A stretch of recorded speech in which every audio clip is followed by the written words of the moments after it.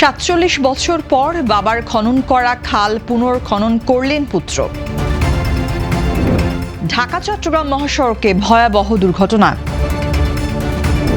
কলাপাড়ায় নারী কনস্টেবলের মরদেহ উদ্ধার। লক্ষ্মীপুরে মুক্তিপণ না পেয়ে অটো চালককে হত্যা। ৬০ লাখ টাকার ইয়াবাসহ কক্সবাজারে কনস্টেবল আটক। আমন্ত্রণ জানাচ্ছি বাংলাদেশ প্রতিদিন সারা দেশের সব খবরে। এতক্ষণ শুনছিলেন শিরোনাম, এবার বিস্তারিত। পদ্মা সেতু, মেট্রো রেল এবং এলিভেটেড এক্সপ্রেসওয়ে নির্মাণের গর্বিত অংশীদার বসুন্ধরা সিমেন্ট। সিলেটের কাশীপুর ইউনিয়নে বাঁশিয়া নদী পুনর্খনন কর্মসূচির উদ্বোধন করা হয়েছে। শনিবার দুপুরে সদর উপজেলার কাশীপুর এলাকায় এই কর্মসূচির সূচনা করেন প্রধানমন্ত্রী। প্রায় ৪০ কিলোমিটার দীর্ঘ বাঁশিয়া নদী দীর্ঘদিন ধরে দখল, দূষণ ও পলি জমে প্রবাহ হারিয়ে ফেলে। সুরমা নদী থেকে উৎপন্ন হয়ে বিভিন্ন উপজেলা ঘুরে সুনামগঞ্জের জগন্নাথপুরে মিলিত হওয়া এই নদী পুনরুজ্জীবনের উদ্যোগ নেওয়া হয়েছে। অনুষ্ঠানে বিএনপি ও প্রশাসনের ঊর্ধ্বতন কর্মকর্তারা উপস্থিত ছিলেন। স্থানীয়রা মনে করছেন এই পুনর্খননের মাধ্যমে জলাবদ্ধতা নিরসন, কৃষি উৎপাদন বৃদ্ধি এবং পরিবেশের ভারসাম্য রক্ষায় গুরুত্বপূর্ণ ভূমিকা রাখবে। নারায়ণগঞ্জের সোনারগাঁয়ে ঢাকা চট্টগ্রাম মহাসড়কে ভয়াবহ সড়ক দুর্ঘটনায় ২ জন নিহত হয়েছেন। বৃহস্পতিবার রাত ২টার দিকে উপজেলার টিপর্দি এলাকায় এই দুর্ঘটনা ঘটে। হাইওয়ে পুলিশ জানায়, মহাসড়কের ঢাকাগামী লেনে রাস্তার পাশে দাঁড়িয়ে থাকা একটি কাভার্ড ভ্যানকে পেছন থেকে একটি মিনি ট্রাক সজোরে ধাক্কা দেয়। এতে ট্রাকের চালক ও সহকারী গুরুতর আহত হন। পরে স্থানীয়দের সহায়তায় তাদের সোনারগাঁও উপজেলা স্বাস্থ্য কমপ্লেক্সে নেওয়া হলে চিকিৎসক ২ জনকে মৃত ঘোষণা করেন। নিহতরা হলেন মোহাম্মদ আলী ও মনির হোসেন। কাঁচপুর হাইওয়ে পুলিশের ওসি শামীম শেখ জানান, দুর্ঘটনা কবলিত যানবাহন জব্দ করা হয়েছে এবং মরদেহ ময়নাতদন্তের জন্য মর্গে পাঠানো হয়েছে। ঘটনায় আইনগত ব্যবস্থা প্রক্রিয়াধীন রয়েছে। পটুয়াখালীর কলাপাড়ায় মেহেরুন্নেসা উর্মি নামের এক নারী পুলিশ কনস্টেবলের মরদেহ উদ্ধার করেছে পুলিশ। শনিবার সকালে উপজেলার টিয়াখালী ইউনিয়নের পশ্চিম বাদুরতলী গ্রামের ভাড়া বাসার একটি কক্ষ থেকে তার মরদেহ উদ্ধার করা হয়। উর্মি কলাপাড়া থানায় কনস্টেবল পদে কর্মরত ছিলেন এবং 2 সন্তানের জননী। তিনি স্বামী ও সন্তানদের নিয়ে ওই বাসায় বসবাস করতেন। পুলিশ জানায়, পারিবারিক কলহের কারণে স্বামী স্ত্রীর মধ্যে প্রায়ই ঝগড়া হতো। নিহতের স্বামী পুলিশকে জানায়, উর্মি ফ্যানের সঙ্গে গলায় ফাঁস দিয়ে আত্মহত্যা করেছেন। পরে পুলিশ ঘটনাস্থলে গিয়ে মরদেহ উদ্ধার করে। কলাপাড়া থানার ওসি নজরুল ইসলাম জানান, মরদেহ ময়নাতদন্তের জন্য পাঠানো হয়েছে। মৃত্যুর রহস্য উদ্ঘাটনে তদন্ত চলছে। লক্ষ্মীপুরের রায়পুরে নিখোঁজের প্রায় 15 ঘন্টা পর রাজীব হোসেন নামে এক অটোরিকশা চালকের রক্তাক্ত মরদেহ উদ্ধার করেছে পুলিশ। শনিবার দুপুরে উপজেলার দক্ষিণ চরাবাবিল ইউনিয়নের কাম্পেরহাট এলাকার একটি বাগান থেকে মরদেহটি উদ্ধার করা হয়। নিহত রাজীব স্থানীয় অটোরিকশা চালক মোস্তফা ড্রাইভারের ছেলে। পরিবার জানায়, শুক্রবার রাত থেকে সে নিখোঁজ ছিল। পরে উপজেলার উদমারা এলাকা থেকে তার অটোরিকশা উদ্ধার করা হলেও তাকে পাওয়া যায়নি। স্বজনদের দাবি, মোবাইল ফোনে রাজীবকে অপহরণের কথা জানিয়ে 1 লাখ টাকা মুক্তিপণ দাবি করা হয়েছিল। টাকা না পেয়ে তাকে হত্যা করা হয়েছে বলে অভিযোগ করেন তারা। হায়দারগঞ্জ পুলিশ ফাঁড়ির ইনচার্জ বেলায়েত হোসেন জানান, মরদেহে আঘাতের চিহ্ন রয়েছে। ঘটনাটি তদন্ত করে প্রয়োজনীয় আইনগত ব্যবস্থা নেওয়া হচ্ছে। কক্সবাজারে 20,000 পিস ইয়াবাসহ সজীব ব্যাপারী নামে এপিবিএনের এক কনস্টেবলকে আটক করেছে বিজিবি। শুক্রবার সন্ধ্যা 6:30টার দিকে রামু ব্যাটালিয়ন মরিচা যৌথ চেকপোস্টে অভিযান চালানো হয়। বিজিবি জানায়, গোয়েন্দা তথ্যের ভিত্তিতে একটি সন্দেহজনক সিএনজি থামিয়ে তল্লাশি চালানো হলে যাত্রী সজীব ব্যাপারীর ব্যাগ থেকে বিশেষ কৌশলে লুকানো অবস্থায় ইয়াবাগুলো উদ্ধার করা হয়। উদ্ধারকৃত ইয়াবার আনুমানিক বাজার মূল্য প্রায় 60 লাখ টাকা। আটক সজীব ব্যাপারী ঢাকা জেলার ধামরাই উপজেলার বাসিন্দা এবং তিনি এপিবিএনের কনস্টেবল হিসেবে কর্মরত বলে জানা গেছে। বিজিবি জানিয়েছে, সীমান্ত এলাকায় মাদক বিরোধী অভিযান অব্যাহত রয়েছে এবং আটক ব্যক্তির বিরুদ্ধে আইনগত ব্যবস্থা নেওয়া হচ্ছে। গোপালগঞ্জের কোটালীপাড়া উপজেলার পিঞ্জুরি ইউনিয়নে ব্রিজ নির্মাণের দাবিতে মানববন্ধন অনুষ্ঠিত হয়েছে। শনিবার সকাল 8টা থেকে 9টা পর্যন্ত কাকডাঙ্গা গোপালপুর সড়কের কাকডাঙ্গা শিকদার বাড়ির সামনে এই কর্মসূচি পালন করেন স্থানীয়রা। বক্তারা জানান, কাকডাঙ্গা কাঠিগ্রাম খালের উপর এলজিইডির অর্থায়নে শুরু হওয়া একটি ব্রিজের কাজ 2 বছর আগে শুরু হলেও স্থানীয় বাধার কারণে তা বন্ধ হয়ে যায়।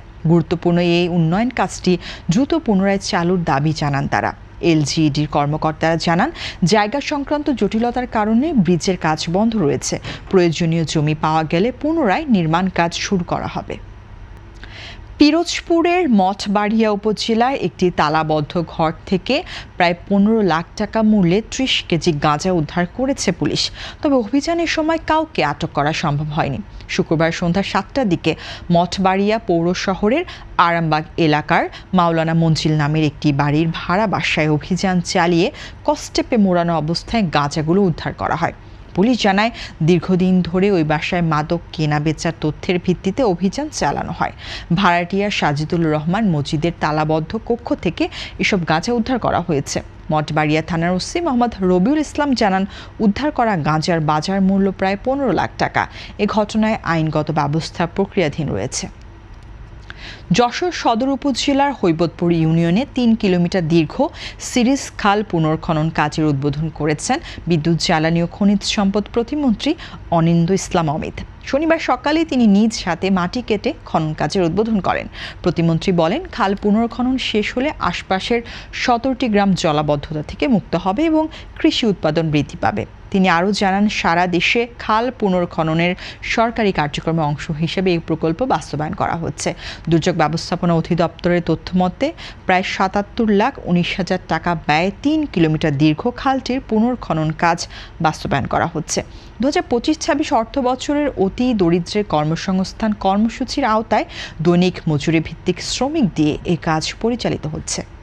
চুয়াডাঙ্গা সদর হাসপাতালে হাম উপসর্গ নিয়ে চিকিৎসাধীন অবস্থায় 9 মাস বয়সী এক শিশুর মৃত্যু হয়েছে। শনিবার বেলা 11:30টার দিকে হাসপাতালের হাম আইসোলেশন ওয়ার্ডে তার মৃত্যু হয়। নিহত আমির হামজা জেলার দামুর হুদা উপজেলার কুড়ালগাছি গ্রামের ইব্রাহিম হোসেনের ছেলে। গত বুধবার হাম উপসর্গ নিয়ে তাকে হাসপাতালে ভর্তি করা হয়েছিল। চুয়াডাঙ্গা সদর হাসপাতালের আবাসিক medical officer doctor Nazmus Sakib জানান, বিভিন্ন কারণে শিশুটির নমুনা সংগ্রহ করা সম্ভব হয়নি। বর্তমানে হাম উপসর্গ নিয়ে হাসপাতালে আরও 17 জন রোগী ভর্তি রয়েছে। তিনি সবাইকে সচেতন থাকার আহ্বান জানান। খাগড়াছড়ির মহালছড়ি উপজেলার লেবুছড়িতে পানির মোটর মেরামত করতে গিয়ে বিদ্যুৎপৃষ্ট হয়ে মোহাম্মদ ফরহাদ নামে এক যুবকের মৃত্যু হয়েছে। স্থানীয় সূত্র জানায়, নিজ বাড়ির পানির মোটরের সমস্যা দেখা দিলে সেটি ঠিক করতে গিয়ে তিনি বিদ্যুৎপৃষ্ট হন। পরে পরিবারের সদস্যরা দ্রুত তাকে খাগড়াছড়ি সদর হাসপাতালে নিয়ে গেলে কর্তব্যরত চিকিৎসক মৃত ঘোষণা করেন। নিহত ফরহাদ মহালছড়ি উপজেলার 7 নম্বর লেবুছড়ি এলাকার মোহাম্মদ আজিবুর রহমানের ছেলে। তিনি মাত্র 1 মাস আগে বিয়ে করেছিলেন। খাগড়াছড়ি সদর থানার ওসি মোহাম্মদ কায়কিসলু জানান, ঘটনাটি তদন্ত করে দেখা হচ্ছে। টাঙ্গাইলে ধলেশ্বরী ও লোহজং নদীর পুনর্খনন কার্যক্রমের উদ্বোধন করেছেন মৎস্য প্রাণী সম্পদ প্রতিমন্ত্রী সুলতান সালাউদ্দিন টুকু। শনিবার টাঙ্গাইল সদর উপজেলার করটি ইউনিয়নের ক্ষুদিরামপুর এলাকায় এই কর্মসূচির উদ্বোধন করা হয়। এ সময় প্রতিমন্ত্রী বলেন, দেশের বিভিন্ন এলাকায় খাল ও নদী খনন কর্মসূচি চলমান রয়েছে এবং জনগণের ভোটে নির্বাচিত সরকার নির্বাচনী প্রতিশ্রুতি বাস্তবায়নে কাজ করছে। তিনি জানান, নদীর জায়গা দখলমুক্ত করে পুনর্খনন কার্যক্রম পরিচালনা করা হবে। পানি উন্নয়ন বোর্ড সূত্রে জানা গেছে, ধলেশ্বরী ও লোহজং নদীর 52.92 কিলোমিটার পুনর্খননে ব্যয় ধরা হয়েছে প্রায় 41,70,00,000 টাকা। অনুষ্ঠানে প্রশাসনের কর্মকর্তা ও বিএনপির নেতাকর্মীরা উপস্থিত ছিলেন। দুর্যোগ ব্যবস্থাপনা ও ত্রাণ মন্ত্রী আসাদুল হাবিব দুলু বলেছেন, এভিয়েশন অ্যান্ড অ্যারোস্পেস বিশ্ববিদ্যালয়কে কেন্দ্র করে লালমনিরহাট অঞ্চলের শিক্ষা, অর্থনীতি ও যোগাযোগ অবকাঠামোর ব্যাপক উন্নয়ন সাধিত হবে এবং দেশের এভিয়েশন অ্যারোস্পেস খাতে নতুন দিগন্তের সূচনা ঘটবে। বাংলাদেশ বিনির্মাণে এবং আকাশ গবেষণায় বৈশ্বিক পর্যায়ে দেশের প্রতিনিধিত্ব করবে বিশ্ববিদ্যালয়টি। 2 এপ্রিল লালমনিরহাটে অবস্থিত এভিয়েশন অ্যান্ড অ্যারোস্পেস বিশ্ববিদ্যালয়ের 7ম প্রতিষ্ঠাবার্ষিকী উপলক্ষে আয়োজিত অনুষ্ঠানের প্রধান অতিথির বক্তব্যে তিনি এসব কথা বলেন।